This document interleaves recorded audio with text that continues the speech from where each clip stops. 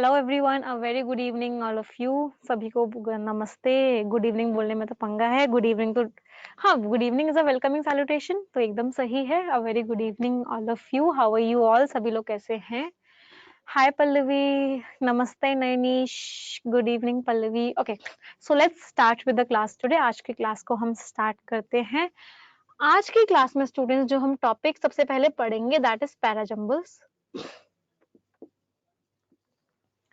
सबसे पहले हम देखेंगे कि how do we solve parajumbles, हम पैराजम्बल्स को सॉल्व कैसे करते हैं, what is the exact strategy, और उसके बाद हम कुछ क्वेश्चंस सॉल्व करेंगे।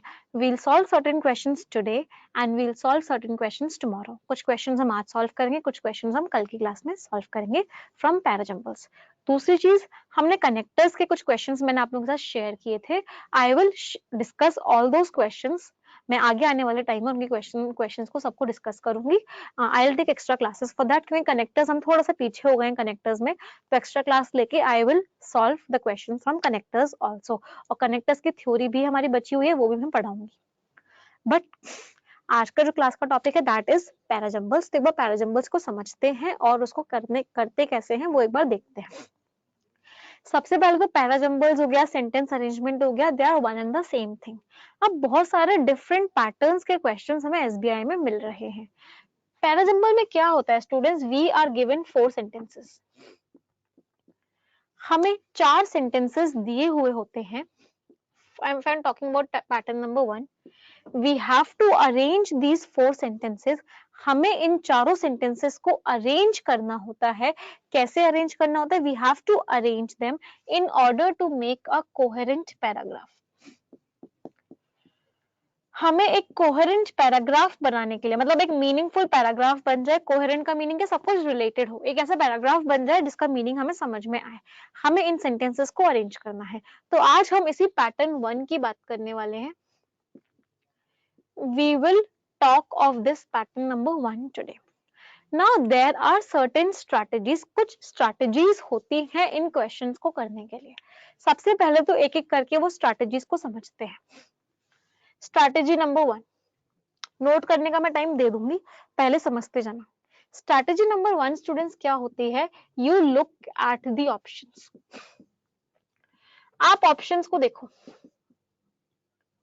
सबसे पहले पैराग्राफ को देखने की जरूरत नहीं है, you have to look at the options. Rashmita is saying voice cut cut के आ रही है। कोई बात नहीं, आप ठीक आएगी रश्मिता।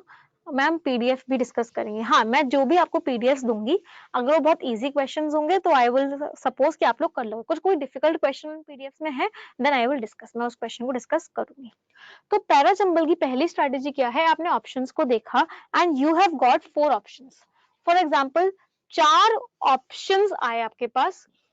एक आपके पास आया PQRS, एक आया SQRP, एक फिर से आया SRQP और एक फिर से आया PSQR। आपको ये 4 ऑप्शंस दे रखे थे। You were given these 4 options. अब आपको क्या देखना है कि या तो सेंटेंस P से स्टार्ट हो रहा है या S से स्टार्ट हो रहा है। आपको ये ऑप्शंस देख के पता चल गया कि मेरा जो पैराग्राफ है या तो वो P से स्टार्ट होगा या फिर वो S से स्टार्ट होगा। तो फर्स्ट स्टेप इज व्हाट? सबसे पहला आप क्या करेंगे? आप इन P और S को ही पढ़ेंगे। You will read this P and S only, you will not read any other statement. आप किसी और स्टेटमेंट को नहीं पढ़ेंगे, आप केवल इन दोनों स्टेटमेंट को पढ़ेंगे, राइट? हाँ, अगर 5 आए तो इफ यू हैव 5 ऑप्शंस तो एक और देख लो। फॉर एग्जाम्पल एक और ऑप्शन आपको दे रखा है PQRS, PQSR, हो सकता है SQR पे कुछ भी दे रखा होगा। 5 है तो आप, मतलब I am just telling you the strategy. भी हम क्वेश्चंस देखेंगे कैसे क्वेश्चंस बैंक में आते हैं। I am just telling you the strategy right now. तो आपको पता चल गया कि या तो P से स्टार्ट होगा या S से स्टार्ट होगा। इतना क्लियर सभी को? नाउ अब आप ये देखोगे इन दोनों स्टेटमेंट्स को पढ़ के कि इन दोनों में से स्टार्टिंग स्टेटमेंट क्या होता है। अच्छा, दत्ता ने LIC में ऐसा ही किया था, very good. Now you will see कि इन दोनों में से स्टार्टिंग स्टेटमेंट क्या हो सकता है। P में लिखा हुआ था राम एंड श्याम और S में लिखा हुआ था दे। कैन आई से, मैंने सिर्फ नाउन्स और प्रोनाउंस को देखा, उसके बेसिस में मैं क्या कह सकती हूँ कि P स्टार्टिंग होगी, S स्टार्टिंग नहीं होगी। P will be the opening statement, S will not be the opening statement. तो मैं सीधा सीधा क्या इन दो ऑप्शंस को कैंसिल कर सकती हूँ? Yes, I can cancel off these options. तो यहाँ से मैंने एक स्ट्रैटेजी पे मैं और आ गई, जिसमें मैं जिस स्ट्रैटेजी में मैंने क्या पढ़ा कि a noun always comes before its pronoun. अगर किसी सेंटेंस में एक नाउन दे रखा है और किसी सेंटेंस में एक प्रोनाउन दे रखा है, then a noun always comes before its pronoun. Pronoun क्या होता है? Pronoun is a word that is used in place of a noun. Pronoun एक ऐसा वर्ड होता है जिसको हम नाउन की जगह यूज करते हैं, राइट? तो अगर नाउन में प्रोनाउन दे रखा है तो मैं आराम से कह सकती हूँ कि पी में नाउन्स थे, एस में प्रोनाउन था, P will come before S. क्या ये स्टेप नंबर 2 सभी को क्लियर है कि जो नाउन होता है वो हमेशा अपने प्रोनाउन से पहले आता है? एक बात ना नोट कीजिए, then I will rub it. फिर मैं इसे रब करूंगी. Please note it down everyone.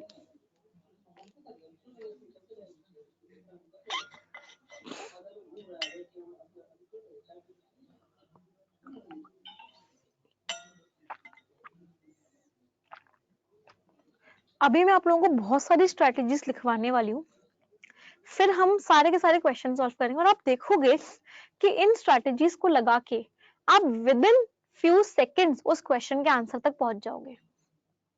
But बहुत पेशेंटली, बहुत अच्छे से स्ट्रेटेजीज को समझते चलना और नोट डाउन करते चलना.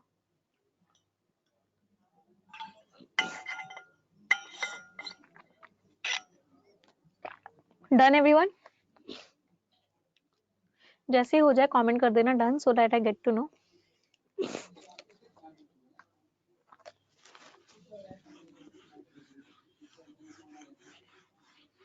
नाउ नेक्स्ट पॉइंट ये है look for pairs. Look for pairs, तो ये एक ऐसी स्ट्रैटेजी है जो आपको सबसे ज्यादा हेल्प करेगी. अगर आपने सही पेयर ढूंढ लिया तो आपका आंसर वही के वही सही हो जाएगा. You have to look for pairs. कैसे पेयर्स? फॉर एग्जाम्पल एस में लिखा हुआ था इट, पी क्यू और आर. पी में लिखा हुआ था पॉलिटिक्स, क्यू में लिखा हुआ था लीडर्स और आर में लिखा हुआ था दे. Can I say that I have two pairs from here? यहाँ पे मेरे को दो पेयर्स मिले क्योंकि पॉलिटिक्स जो नाउन है it will be followed by it's pronoun that is S. तो एक पेयर तो हो गया पी और एस, और दूसरा पेयर क्या हो गया? Second pair is what? Second pair is Q and R. तो जिस भी ऑप्शन में ये दोनों पेयर्स होंगे that will be my answer. वो मेरा आंसर हो जाएगा. I will have to make pairs. मैं पेयर्स बनाऊंगी और जैसे ही मुझे पेयर्स मिल जाएंगे मैं वहीं को आंसर, उसी चीज को मैं आंसर मार्क कर दूंगी. क्या ये लुक फॉर पेयर्स वाली स्ट्रैटेजी क्लियर है everyone? Strategy number 4. Strategy number 4 is look for relative pronounce.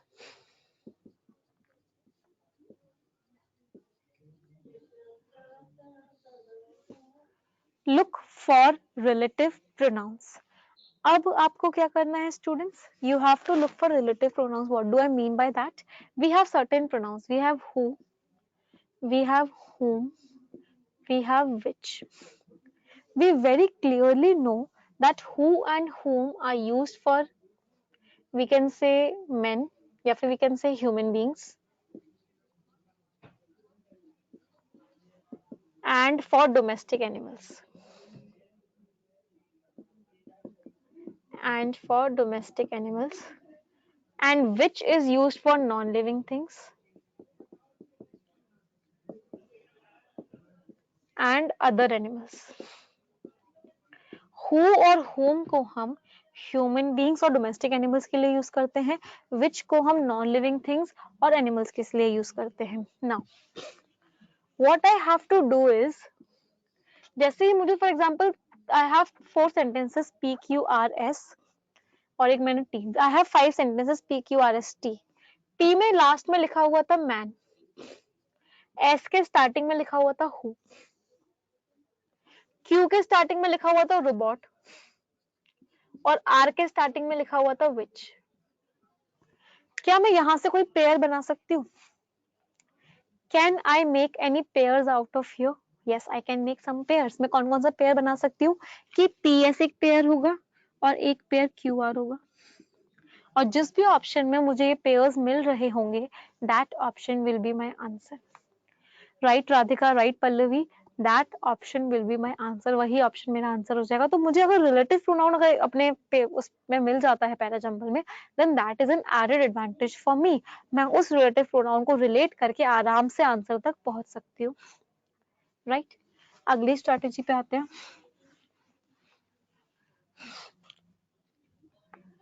Next is look for conjunctions.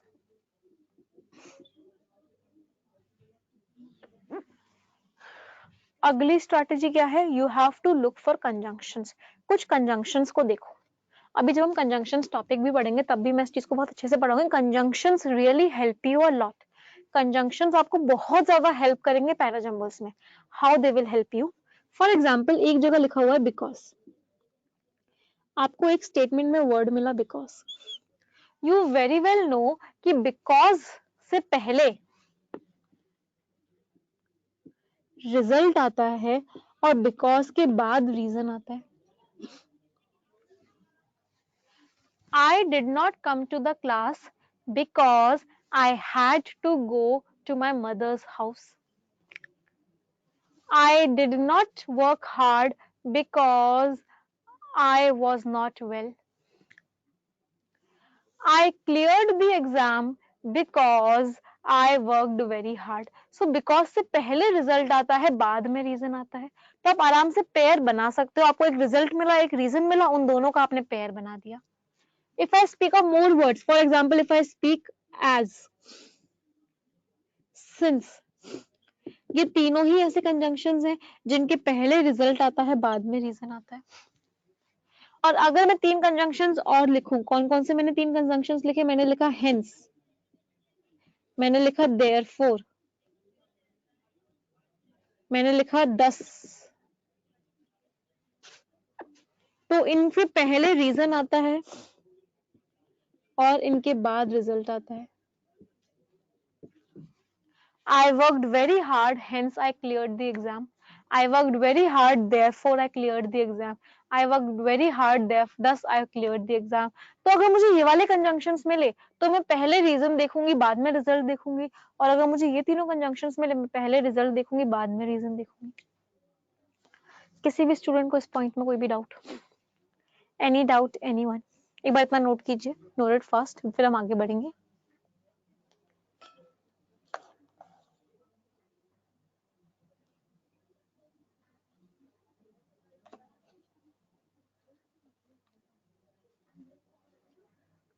तो यू विल सी, हाँ ड्यू टू कह सकते हैं, वेरी राइट, कर्ण सिंह ने बोला ड्यू टू भी हम ऐड कर सकते हैं, no doubt. Ma'am one way through option था क्या? Shilpa, I am not able to get your doubt. Shall I rub it? Done everyone? Okay. तो बेसिकली हमें ये पेयर्स बनाने वाली चीज ही करनी है। अगला स्टेप हमें क्या करना है, अगली स्ट्रैटेजी क्या है? नेक्स्ट पॉइंट इज कि full form comes before abbreviated forms. हमारी जो फुल फॉर्म्स होती हैं वो अब्रिविएटेड फॉर्म्स से पहले आती हैं। फॉर एग्जाम्पल, एक सेंटेंस में दे रखा है United States of America.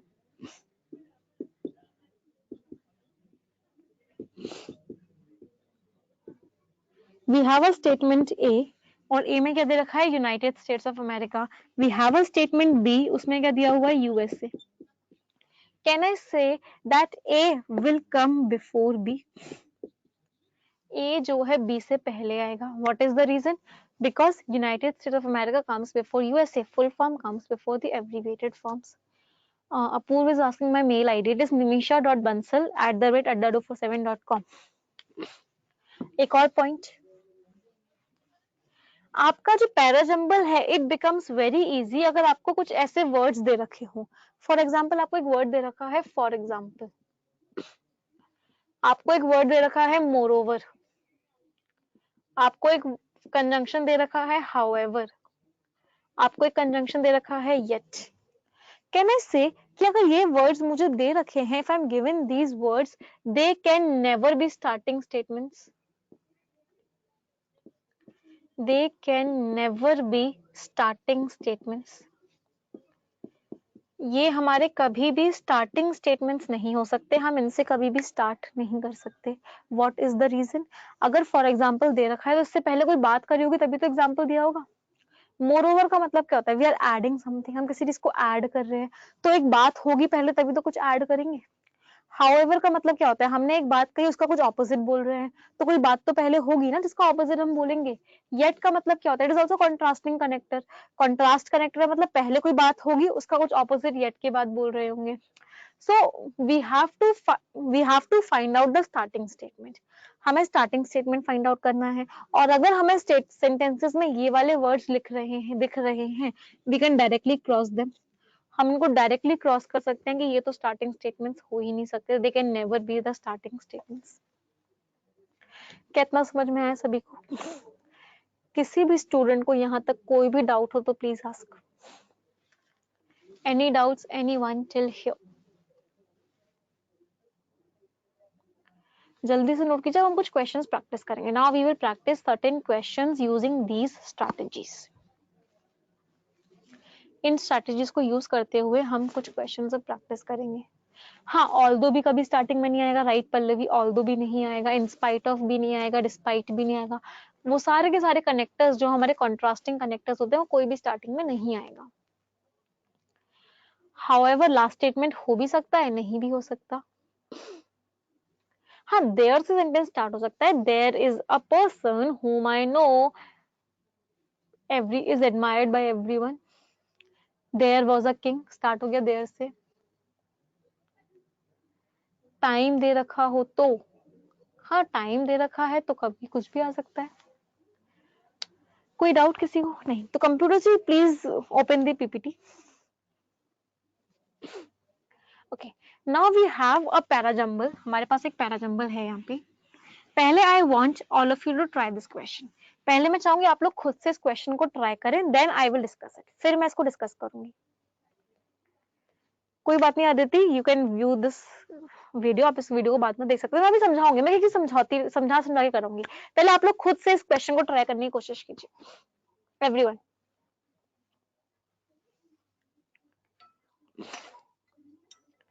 Screen clear नहीं है कंप्यूटर से, क्या हम ये पीपीटी बच्चों के साथ शेयर भी कर सकते हैं? Can we share this PPT also with the students so that जिनको स्क्रीन क्लियर नहीं उनको पीपीटी मिल जाए?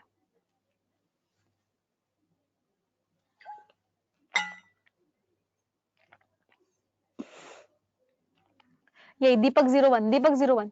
हाँ जी,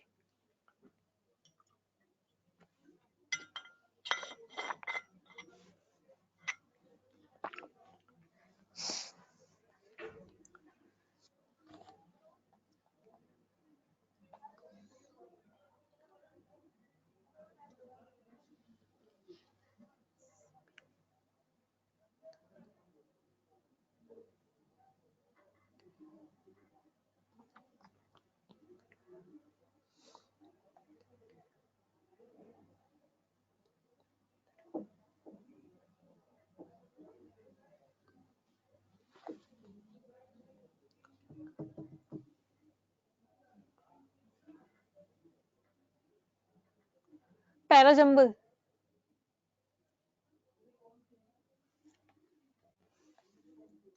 सेकंड लास्ट, फर्स्ट रो में सेकंड, हाँ ये वाली, यस। Students done? कितने लोगों ने कर लिया?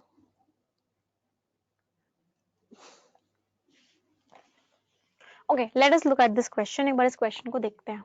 सबसे पहले हमें क्या करना है, we have to identify the first statement. सबसे पहले हम फर्स्ट स्टेटमेंट को आइडेंटिफाई करेंगे। हाँ बच्चे पुनीत डोंट वरी, मैं रूल बता बता के ही समझाऊंगी।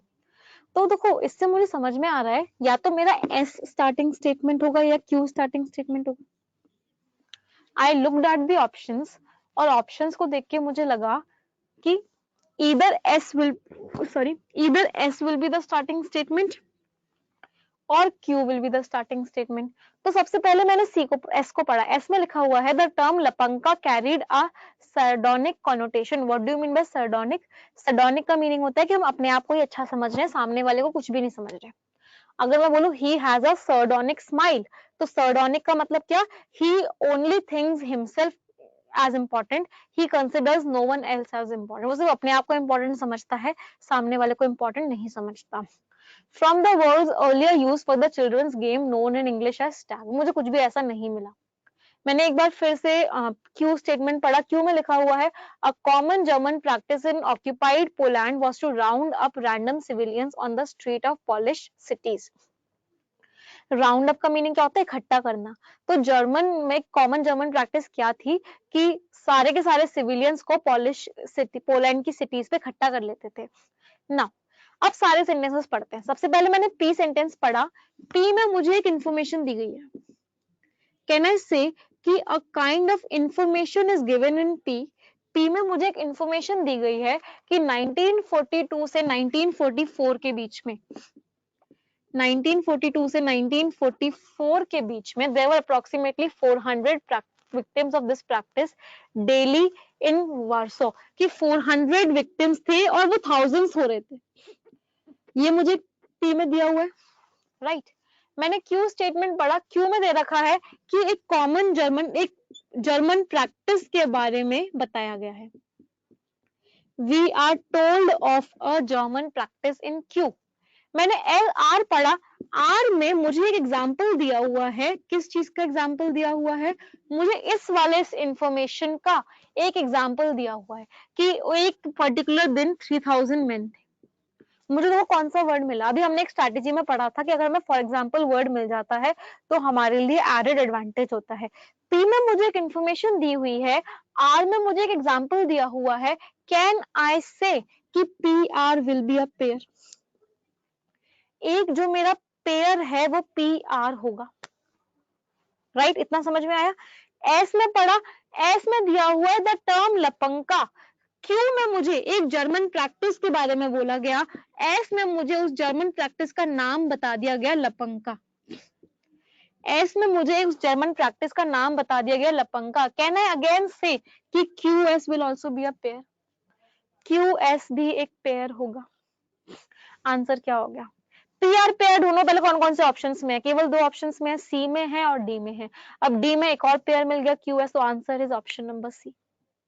क्या क्वेश्चन नंबर 1 सभी को समझ में आया? नैनीश आपका सही था एकदम, राइट। क्वेश्चन नंबर 1 किसी को कोई भी डाउट? करेक्ट हुआ पल्लवी, गुड। क्वेश्चन नंबर 2 पे आए, खुद से ट्राई करोगे पहले? ओके, डाउट हो तो जल्दी से पूछ लो। इस क्वेश्चन में कोई भी डाउट हो एक बार फिर एक्सप्लेन करूं। देखो पी स्टेटमेंट मैंने पढ़ा। पी में मुझे एक इंफॉर्मेशन मिली और आर में मुझे उस इंफॉर्मेशन का एक एग्जांपल मिला। तो यहां से मैं कह सकती हूँ कि पी आर एक एग्जाम्पल होगा। एग्जाम्पल हम कब देते हैं, पहले हम उस बात को बताते हैं फिर उसको एक एग्जाम्पल देते हैं। तो एक पेयर बन गया पी आर। अब क्यू और एस को मैंने पढ़ा। क्यू में मुझे एक जर्मन प्रैक्टिस के बारे में दे रखा था और एस में उस जर्मन प्रैक्टिस का नाम क्या दे रखा था, लपंगा। तो क्यू एस भी एक पेयर हो गया। तो ये दोनों पेयर्स कौन से ऑप्शन में अवेलेबल हैं, they are only and only available in option number C. चलिए शिशुपाल का भी सही था। Computer ji next question please, try this.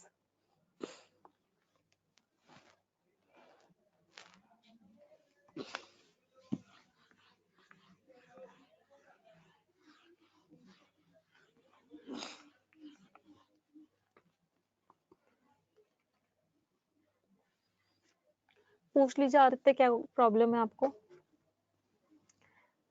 Aditya please ask your problem, और बाकी लोग क्वेश्चंस ट्राई करेंगे, ये क्वेश्चन ट्राई करेंगे।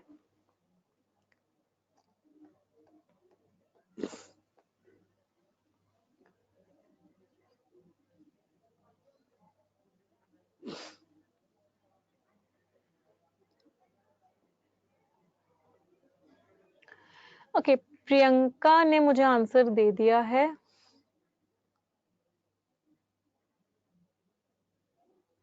हाँ, answer is option number A. Answer क्या है स्टूडेंट्स? ऑप्शन नंबर ए। अभी हमने क्या पढ़ा? अभी हमने स्ट्रैटेजी पढ़ी कि नाउन जो है अपने प्रोनाउन से पहले आता है। A noun comes before its pronoun। तो मैंने आर स्टेटमेंट पढ़ा, आर में दे रखा था फ्रस्ट्रेशन। आर स्टेटमेंट में क्या दे रखा है? Frustration is a global cancer. और एस में क्या दे रखा है? It spared no other country. इसने किसी भी कंट्री को नहीं छोड़ा। फ्रस्ट्रेशन हर कंट्री में है, किसी भी कंट्री को नहीं छोड़ा। तो अब noun comes before its pronoun, तो एक पेयर क्या बना? एक पेयर क्या बना? R S. अब जिस भी ऑप्शन में ये पेयर आर एस है वही मेरा आंसर होगा। That will be my answer. कौन से ऑप्शन में पेयर आर एस है? केवल एक ही ऑप्शन में पेयर आर एस है, that is option number A. That is why A is the answer. Shilpa ma'am, एक ही क्वेश्चन है पीपीटी में जो अभी आपने शेयर की। कंप्यूटर जी ऐसा है क्या? पीपीटी में सारे क्वेश्चंस नहीं है? सारे होंगे आई थिंक। बाकी सारे स्टूडेंट्स एक बार चेक करके बताइए जो पीपीटी शेयर हुई है उसमें सारे ही। हाँ, एक बार प्ले ओपन कीजिए पीपीटी, सारे ही होंगे।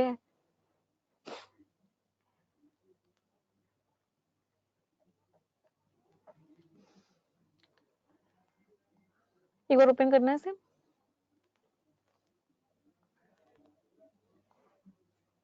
ओके कीजिए, ओके कर दीजिए। ओके, कोई बात नहीं, आप वापस स्क्रीन पे आ जाइए। Please come back to the screen. Shilpa सारे क्वेश्चंस हैं पीपीटी में, देयर, हाँ, all 21 questions are there. Okay, तो क्वेश्चन नंबर 3 पे आ जाइए कंप्यूटर जी। हाँ, आदित्य अभी क्यों नहीं हो रहा? क्योंकि अभी आपको प्रैक्टिस नहीं है। जैसे जैसे आप प्रैक्टिस करते जाओगे आपको भी क्लियर होता जाएगा। चलिए वाला क्वेश्चन ट्राई कीजिए, फिर बताइए मुझे। Try this question.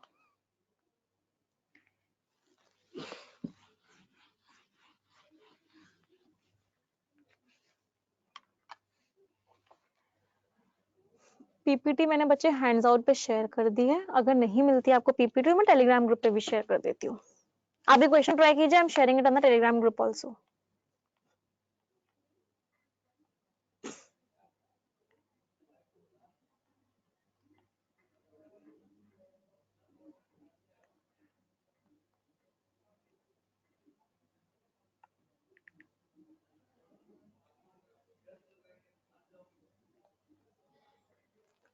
Try this question, everyone.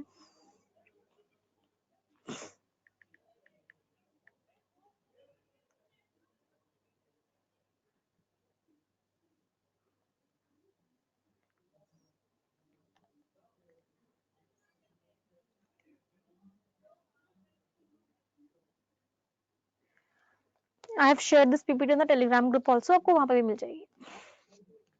Okay, so many students have answered the question option number C. Yes, option number C is the answer. क्या आंसर है हमारा? Option number C. Let's C.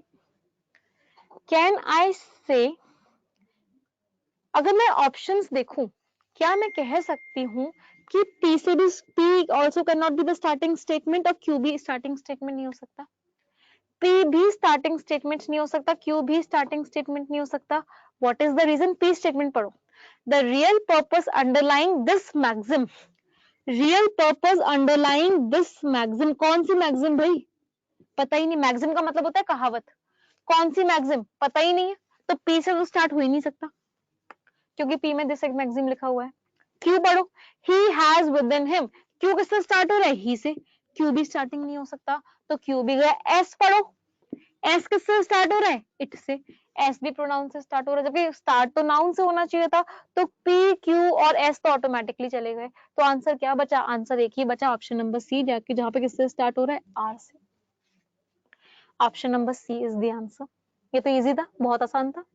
Direct strategy लगाई और answer मिल गया।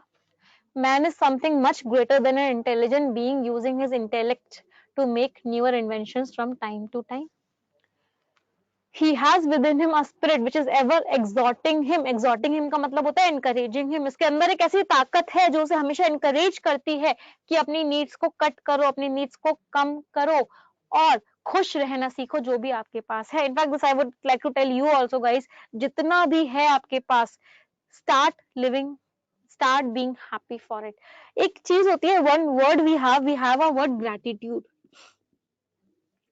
अगर आप बहुत सारे सक्सेसफुल लोगों की वीडियोस देखोगे, you will see that they all have gratitude. Gratitude होता है सब में. Gratitude का मतलब क्या होता है? We are very thankful for what we have. जो हम हैं आज, हमारे पास जो है, हम उसके लिए बहुत thankful हैं. We thank God every day for it.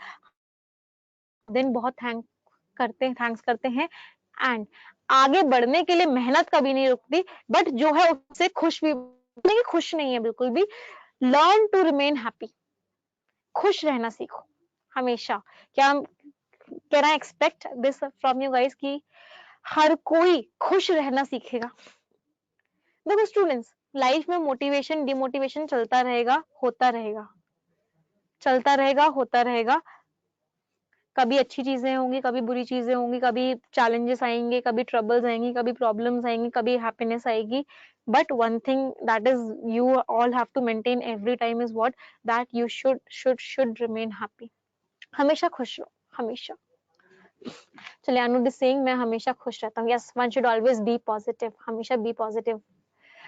Everyone should be positive. यहाँ से मुझे याद हो जाता है, पता है मेरा ब्लड ग्रुप भी बी पॉजिटिव है. And I always say also that you should be positive in life always. अच्छा, निशु का भी है, किसका भी है? पल्लवी का भी है. Great. Computer ji, next question please. Try this question. ये बहुत आसान क्वेश्चन है. This is also a very easy question.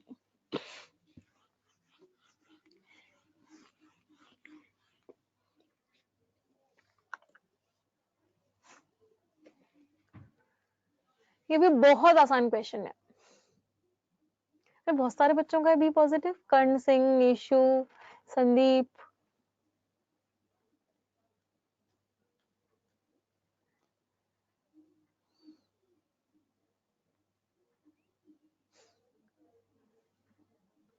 क्या आंसर होगा? सी या फिर डी? कुछ बच्चे मुझे सी बोल रहे हैं, कुछ बच्चे डी बोल रहे हैं. बस चेक करके बताओ, सी होगा आंसर, डी होगा? सी और डी में बस बहुत थोड़ा सा ही डिफरेंस है. डी पक्का? चलिए देखते हैं. आर में लिखा हुआ है Mohanlal train was late.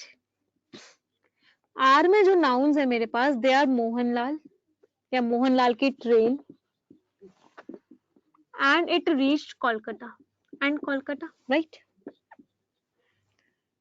Kolkata की स्पेलिंग क्या होती है? दिस के डबल टी है और सिंगल टी. मैं भी भूल गई कोलकाता की स्पेलिंग. दो, व्हाट इज इट? अब एस देखते हैं. हमें ये पता करना है कि आर के बाद क्यू आएगा या एस आएगा. क्यू में लिखा हुआ है it was his first visit to the city and he did not know where to go. और एस में लिखा हुआ है he thought he would go to a choultry where he would not have to pay rent. Q में लिखा हुआ है उसकी फर्स्ट ट्रिप थी और उसे नहीं पता था कहाँ जाना है. एस में लिखा हुआ है कि उसने फिर सोचा, उसे नहीं पता था कहाँ जाना है, इसलिए उसने सोचा कि वो एक चॉल्ट्री जाएगा. चॉल्ट्री का मतलब क्या होता है? चॉल्ट्री का मीनिंग होता है a place where one can have. ऐसी सिंगल टी होता है? I am not sure of it, मुझे याद नहीं आ रहा, मुझे भूल गई कोलकाता की स्पेलिंग क्या होती है. I will check. वैसे डबल टी मुझे क्यों याद आ रहा है पता नहीं. चलो, it is single T only. तो चॉल्ट्री का मीनिंग क्या होता है? जहां पे रेस्ट करने का एक प्लेस. तो उसे पता नहीं था कहाँ जाना है, इसलिए उसने सोचा कि मैं एक ऐसी जगह जाऊंगा जहां पे मुझे रेंट नहीं देना पड़ेगा. मतलब क्यू के बाद एस आएगा, क्यू से पहले एस नहीं आएगा. तो what will be the answer? Answer, हाँ, वेरी राइट. कैलकाटा में डबल टी होता है, कोलकाता में सिंगल टी होता है. Right right right. तो आंसर क्या होगा? R Q S N P. C is the right answer. D नहीं है आंसर. बहुत हल्का सा डिफरेंस था सी और डी में. Right answer was C, not D. सोचना पड़ेगा. बहुत आसान क्वेश्चन है, दिखने में बहुत आसान है, बट नेगेटिव मार्किंग बहुत जल्दी ही दे देगा. Computer ji, next question please. Try this.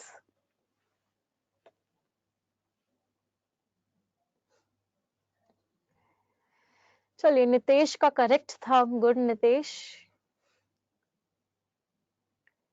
Nishu was also correct.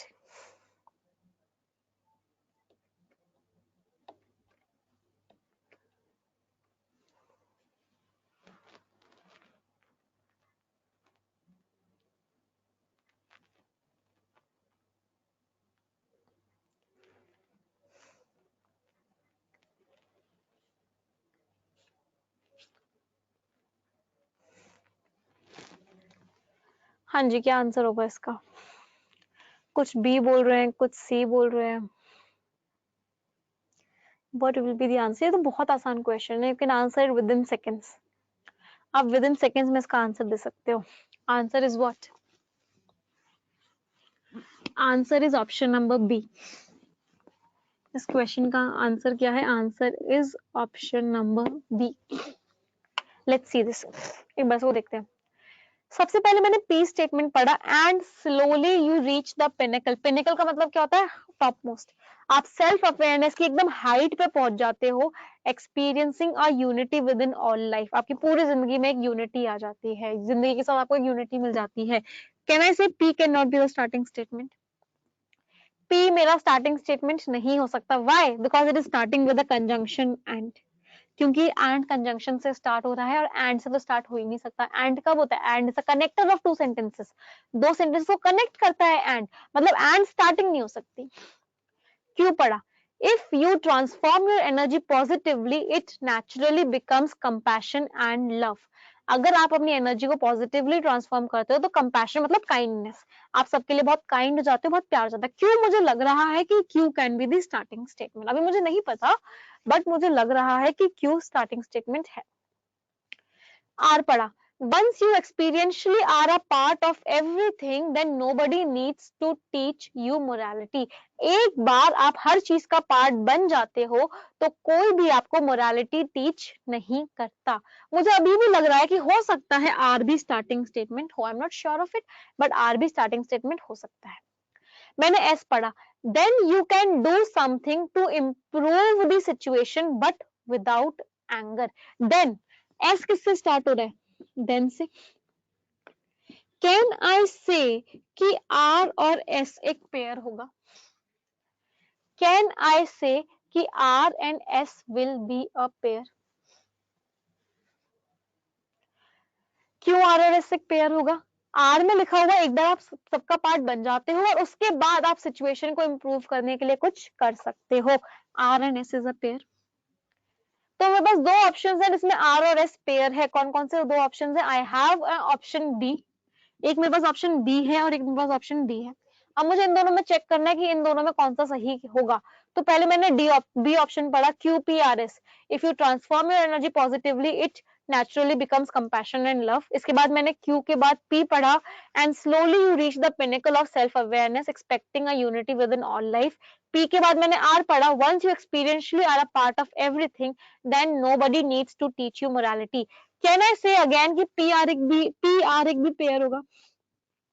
P में क्या लिखा हुआ है कि आपको हर चीज से यूनिटी हो गई, और R में क्या लिखा हुआ है? जब आप हर चीज का पार्ट बन गए, आपको यूनिटी हो गई, हर चीज आप सब चीज का आपके साथ मिल गई. और वही चीज को आर में एक्सप्लेन किया हुआ है, once you experientially are a part of something, so PR is also a pair. अब PR किस में है पेयर? PR पेयर है ऑप्शन नंबर बी में. आंसर क्या हो गया? Option number B is the right answer. Then can not be a starter. हाँ, देन तो स्टार्टर हो ही नहीं सकता, एस से स्टार्ट नहीं हो सकता. किसी को कोई भी doubt? PR will be a pair. PR भी एक पेयर होगा. PR तो सिर्फ एक ही में पेयर है, ऑप्शन नंबर बी में. क्या समझ में आया सभी को? पी में लिखा हुआ है कि आप लाइफ के साथ यूनाइट कर जाओगे, और आर में लिखा हुआ है कि जब आप एक बार यूनाइट कर गए तब आपको किसी को कुछ सिखाने की जरूरत नहीं है. आप एग्जाम क्लियर कर लोगे और जैसे ही आपने एग्जाम क्लियर कर लिया आप अपने पेरेंट्स को प्राउड कर दोगे. तो पहला स्टेटमेंट क्या होगा? आप एग्जाम कर लोगे. और दूसरा स्टेटमेंट क्या होगा? जैसे ही आप एग्जाम क्लियर करोगे ऐसा ऐसा हो जाएगा. Ma'am compassion and love and slowly. हाँ जी, compassion and love Q statement में कंप्लीट हो गया. उसके बाद फिर धीरे धीरे आप सेल्फ अवेयर, अपने आप को जानने की हाइट्स पर पहुंच जाते हो. किसी को कोई भी डाउट इस क्वेश्चन में? Sentence rearrangement is not a mess, students. It is not at all a mess. It only requires practice. केवल और केवल practice है. Can I say QP is a pair? If you transform your energy, हाँ, I can say this also. QP भी एक pair होगा, right? और किसी को कोई और डाउट? दोबारा समझाओ. आपको करना क्या है? You have to make pairs. आपको पेयर्स बनाने हैं और पेयर्स बना बना के आपको पूरा पैराजंबल को सॉल्व करना है। तो मैंने देखा यहाँ पे लिखा हुआ था, अगर आप देखोगे तो P में लिखा हुआ था experiencing a unity with all life, और R में उस यूनिटी को एक्सप्लेन किया हुआ था। पहले हम किसी को बोलते हैं और R में हम उस चीज को एक्सप्लेन करते हैं। देखो, first of all we talk of something, पहले हम किसी चीज के बारे में बात करते हैं, या first of all we introduce something, पहले हम किसी चीज को इंट्रोड्यूस करते हैं, and second point we explain that thing. पहले मैंने किसी चीज के बारे को वो मैं बात करी और फिर अगली बात में उसको मैंने एक्सप्लेन किया।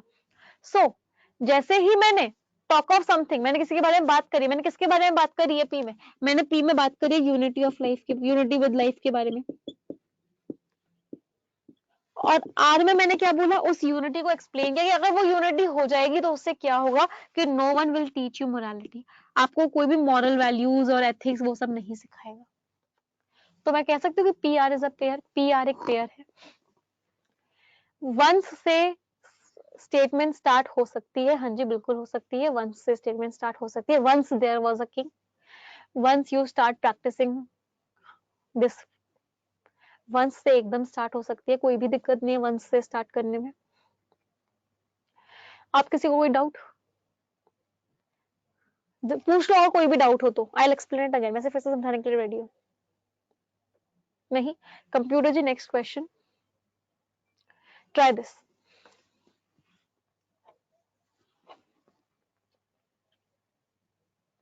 हाँ, once upon a time, right.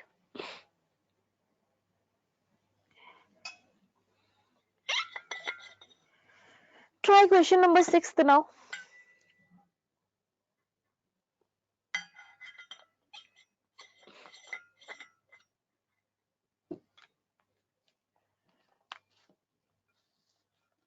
A very easy question, बहुत आसान क्वेश्चन है। मैं चाहती हूँ कि आप मुझे इसका विद इन 5 सेकेंड आंसर दें।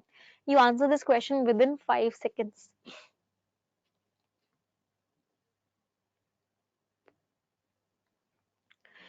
बहुत सारे स्टूडेंट्स ने मुझे आंसर दे भी दिया। Answer is option number D, एकदम सही। ज्ञानकतेश, Ipsita, Shweta, answer is option number D. क्यों? मैंने एक पेयर बना लिया क्वेश्चन को देखते ही। आरती, आर में लिखा हुआ है Swami Dayanand Saraswati, a noun is used, और पी में उसका प्रोनाउन लिखा हुआ है he. So we have a pair RP. कौन से ऑप्शन में आरपी पेयर है? It is only in one option, that is option number D. तो आंसर क्या हो गया? Option number D. India is a country which respects spiritualism more than materialism. India एक ऐसी कंट्री है जो स्पिरिचुअलिटी को ज्यादा प्रैक्टिस करती है। फिर स्वामी दयानंद के बारे में बोला गया कि उनको आज भी याद किया जाता है। उसके बाद उनके बारे में बताया कि उन्होंने क्या किया था, उन्होंने आइडल वर्शिप के अगेंस्ट आवाज उठाई थी। फिर क्यों में क्या लिखा हुआ है कि लोग यहाँ पे बहुत ओपन है और सोशल चेंजेस को बहुत पॉजिटिव एटीट्यूड के साथ एक्सेप्ट करते हैं। Very right, RP is a pair. Karan Singh एकदम सही। Computer ji next question, try this question.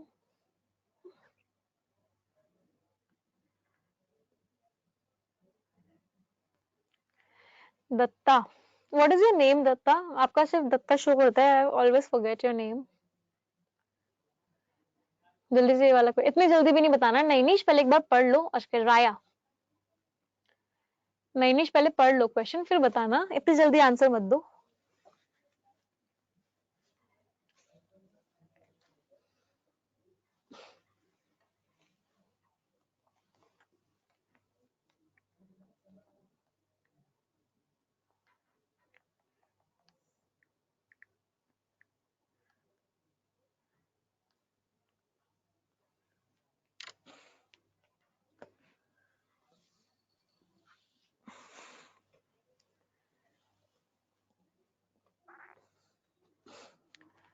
A, many students are telling me the answer is A. A is not the answer बच्चों, A answer नहीं है। A answer नहीं है।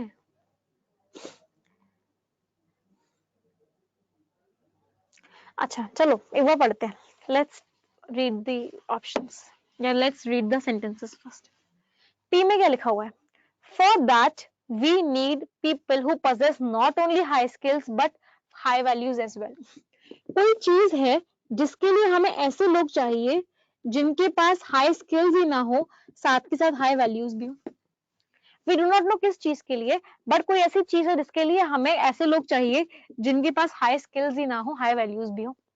अगला, so the need of the R is not skill based education but also value inspired and value based education. इसीलिए इसीलिए सो इस समय जरूरत क्या है, इस समय जरूरत क्या है कि स्किल बेस्ड एजुकेशन ना हो, साथ के साथ वैल्यू एजुकेशन भी हो। सो मिल गया। सो से पहले रीजन आता है, बाद में रिजल्ट आता है। तो क्या मैं कह सकती हूँ P is a reason for S for Q. P जो है एक रीजन है क्यू के लिए। So P Q will be a pair. अभी हमने पढ़ा था कुछ कंजंक्शन में सो भी था या नहीं था? लिखा था मैंने सो। सो से पहले हमेशा रीजन आता है और उसके बाद हमेशा रिजल्ट आता है। I was not well, so I did not come to the class. My net connection was not working. My net was not working, so I got late. तब नहीं लिखा था तो आप लिख लीजिए। सो से पहले रीजन आता है, तब सो के बाद रिजल्ट आता है। तो मुझे कंजंक्शन मिल गया सो, तो इससे पहले क्या आएगा? रीजन आएगा, फिर रिजल्ट आएगा। तो P Q should be a pair. एक पेयर क्या होना चाहिए? P Q should be a pair. कौन सा ऑप्शन है जिसमें पी क्यू एक पेयर है? It is option number D. Answer क्या हो गया? Option number D. एक बार पढ़ के देख लेते हैं ऑप्शन नंबर डी को। डी में क्या लिखा हुआ है? R S P N Q. When we talk of investing in education a question arises what kind of education needs to be given to the youngster. जब हम एजुकेशन की बात करते हैं तो एक क्वेश्चन ये आता है किस तरह की एजुकेशन हमें लोगों को देनी चाहिए। एस में लिखा हुआ है our aim is to evolve not only an affluent society. Affluent society means very rich. हमारा एम यही ये नहीं है कि हम बहुत रिच सोसाइटी बनाए, but an egalitarian. Egalitarian society का मीनिंग क्या होता है? जब हम सब लोगों को इक्वल ट्रीट करते हैं। When we treat each and every person equal.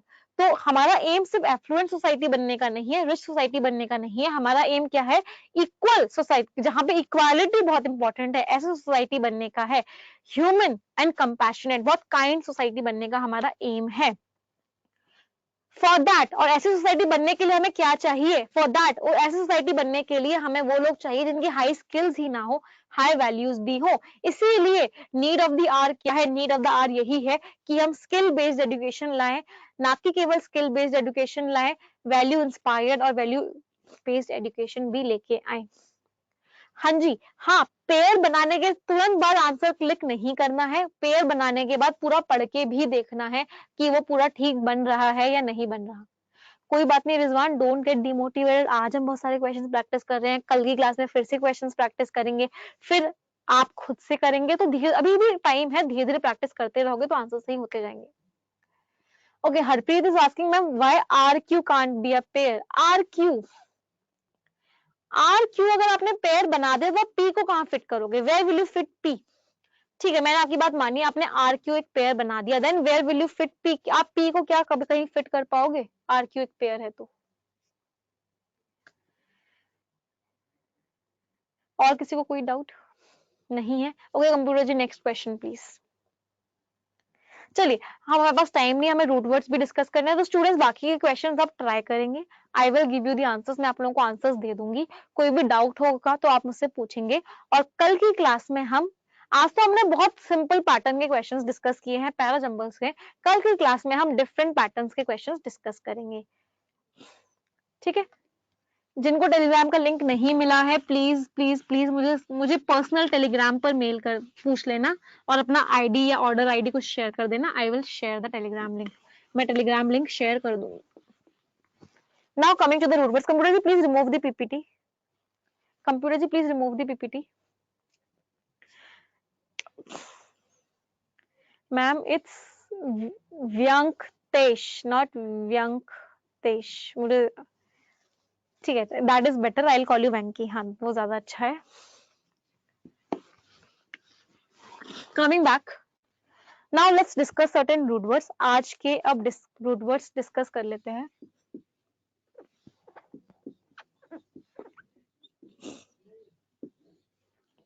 आज का जो हम पहला रूट वर्ड ले रहे हैं students, that is derma. Our first root word is derma. Can anyone tell me the meaning of the root word derma? Derma root word का meaning क्या होता है? राइट, नैनीश, रिजवान एकदम सही। The meaning of the root word derma is skin. Derma root word का meaning होता है skin. कुछ मीनिंग, कुछ वर्ड्स देखते हैं।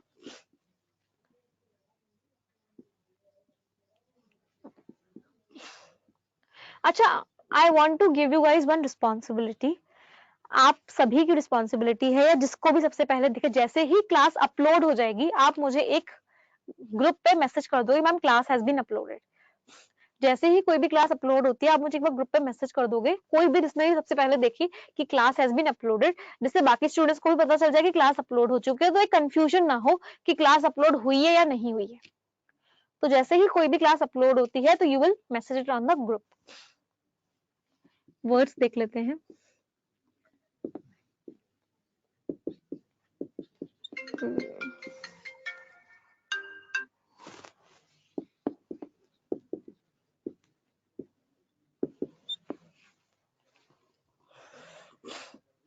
Okay, who is saying? Aditi is saying, Nishu is saying मैं कर दूंगी. Okay, great.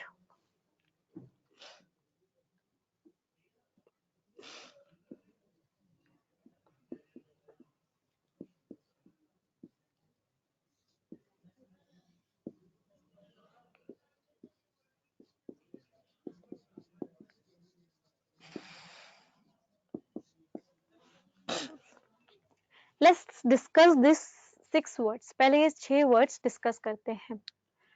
First word is dermatologist. Can anyone tell me the meaning of this word dermatologist? Very right, नैनीश ने मुझे एकदम सही आंसर बताया। देखो लोगोस, लोगोस भी हमारा एक रूट वर्ड, इसका मीनिंग क्या होता है? नॉलेज।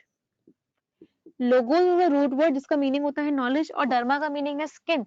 तो डर्मेटोलॉजिस्ट का मीनिंग क्या हो गया? Dermatologist is a skin specialist.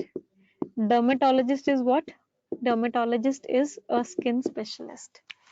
Nishu is saying ma'am मेरी रिंगटोन भी सेम है फोन की. Next word is dermatitis. When someone goes to a dermatologist, that person says, that the doctor says you have dermatitis. Dermatitis का meaning it is a kind of skin disease. एक तरह की skin disease को हम क्या बोलते हैं? We call it dermatitis. Skin disease is dermatitis.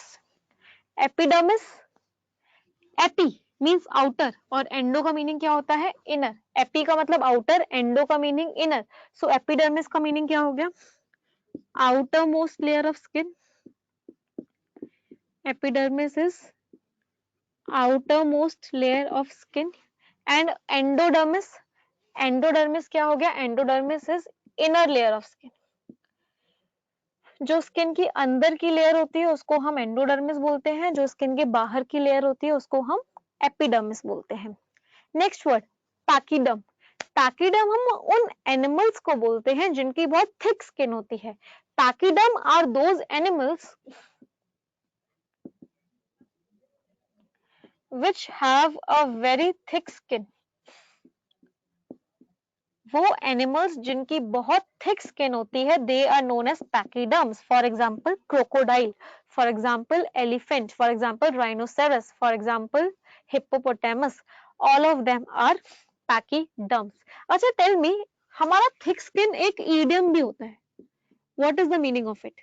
अगर मैंने बोला कि this person has a thick skin, इस इंसान की थिक स्किन है, इस इंसान की मोटी चमड़ी है, what do you mean? Ipshita ने एकदम सही आंसर दिया है, बेशरम. नैनीश ने भी बोला है बेशरम, कुछ समझता नहीं है. Stubborn, adamant. थिक स्किन का मतलब जिद्दी, ऐसा इंसान जो दूसरों की नहीं सुनता, अपनी अपनी जो करना होता है वही करता है. This is an idiom. Thick skin का मतलब उस पर कोई फर्क नहीं पड़ता. That is thick skin. क्या बोल सकते हैं जिद्दी को इंग्लिश में? क्या बोलते हैं? We call it stubborn.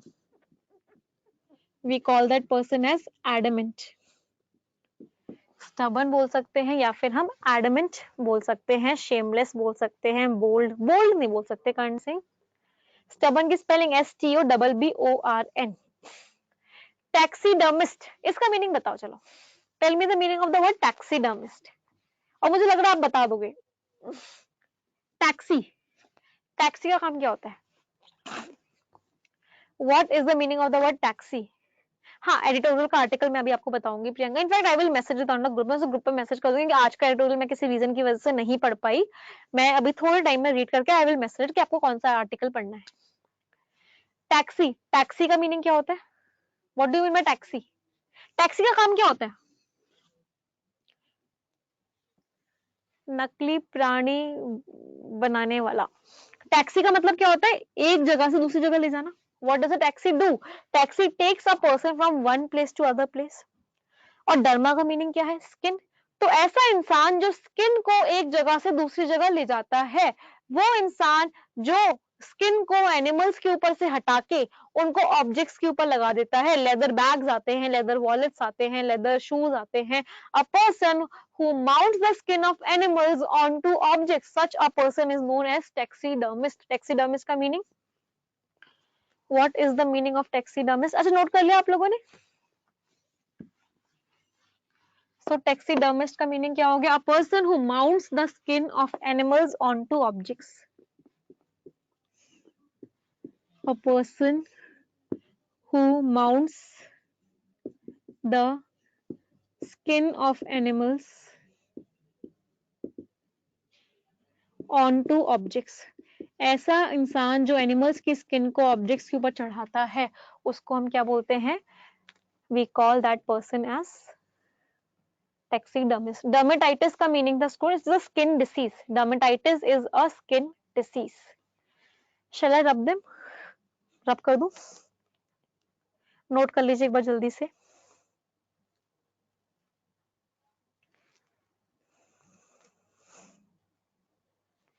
जैसे ही नोट हो जाए do let me know. I never completed it. But I never completed it. What did you never complete, Nainish? Done? Okay. Now I'll take a quiz. Because students, idioms and phrases I'm sharing on group every day. है ना, जब जब हमारी class होती है share the idioms and phrases. Class के and में आपसे मैं क्विज लूंगी, जिससे कि आप लोगों के ऊपर एक रिस्पॉन्सिबिलिटी बनी रहे कि that you read those idioms and phrases. आप उन idioms और phrases को रीड करो एंड डू टेल मी. तो आज मैंने 5 idioms and phrases शेयर किए थे. I have shared 5 idioms and phrases. Now I want you to tell me the meanings. तो आप पहले मुझे इस idiom और phrase का meaning बताओगे. A dime a dozen.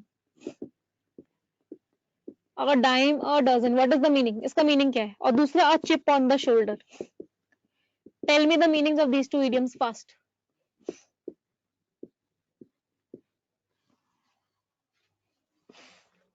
A dime a dozen, very easily available. Shilpa right. And a chip on the shoulder, इसका meaning क्या है?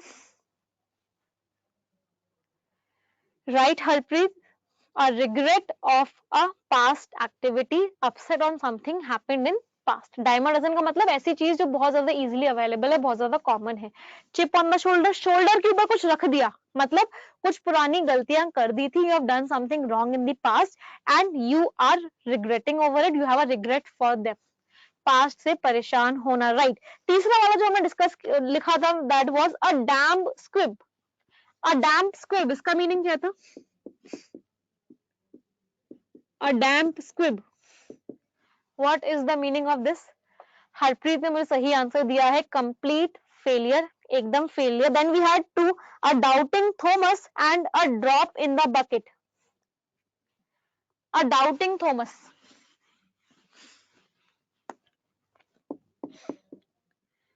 अ doubting Thomas, what is the meaning? ये तो नाम से ही समझ में आ रहा है. थॉमस ऐसा जो हमेशा डाउट करता है. उसका स्केप्टिक, स्केप्टिक एक वर्ड होता है. We have a word sceptic. इस वर्ड का मीनिंग क्या होता है? Person who never believes anything. ऐसा इंसान जो हर चीज पर डाउट करता है. A doubter, a person who never believes anything. हाँ, शकी कह सकते हैं नैनीश से, जो हमेशा हर चीज पर शक करता है. तो what does a doubting Thomas do? उसको कुछ ना कुछ एविडेंस देना पड़ेगा, उसको कुछ ना कुछ प्रूफ देना पड़ेगा, तभी वो उस चीज पर विश्वास करेगा. और the last was a drop in the bucket. ये भी नाम से समझ में आ रहा है, बकेट में एक छोटी सी ड्रॉप, मतलब वेरी लिटिल, बहुत ही कम वैल्यू का कोई चीज, बहुत ही कम कोई चीज हो, that is what a drop in the bucket. पेटी थिंग कह सकते हैं संदीप, वेरी राइट. पेटी, PETTY. पेटी का मीनिंग क्या होता है? या फिर बोलते हैं ट्रिवियल. पेटी, ट्रिवियल का मतलब क्या होता है? बहुत छोटा सा, a very small part of something which is very big. Okay students, बाकी से वी हैव 21 क्वेश्चंस। मैंने आपको जो पीपीटी दी है उसमें 21 क्वेश्चंस है। मैं शाम तक उसके आंसर्स आप लोगों के साथ शेयर कर दूंगी, बट शेयर करने से पहले मैं चाहती हूँ कि आप सारे के सारे क्वेश्चंस खुद से ट्राई करेंगे। 5 या 6 क्वेश्चंस हमने आज क्लास में डिस्कस करे हैं, बाकी के 15 क्वेश्चंस जो हैं, 14 या 15 क्वेश्चंस जो हमारे बचे हैं, you will try them on your own. और शाम तक मैं शाम को आंसर शेयर करूंगी, अभी नहीं करूंगी, क्योंकि मुझे पता है मैंने अभी आंसर शेयर कर दिए, तो आप लोग देख लोगे आंसर्स और फिर उसको करते रहोगे, ठीक है? तो I will share the answers at the evening. हाँ, मैं आंसर्स नहीं दे रही अभी, आप लोग शाम तक उन्हें ट्राई कर लो, फिर मैं आंसर्स दूंगी। आज भी नहीं करूं, कल करूं? ओके, इवनिंग कब होगी वो भी बात सही है, आज ही हमने पढ़ा, इवनिंग का हमें पता ही नहीं होता कब होती है, 8 और 9 PM। ठीक है, share them tomorrow, I share them tomorrow morning. मैं सुबह सुबह शेयर कर दूंगी, बट आज शाम तक हर कोई कर लेगा। हाँ, tomorrow morning I will share, but आज शाम तक each and every one of you will try those question, सभी लोग ट्राई कर लेंगे।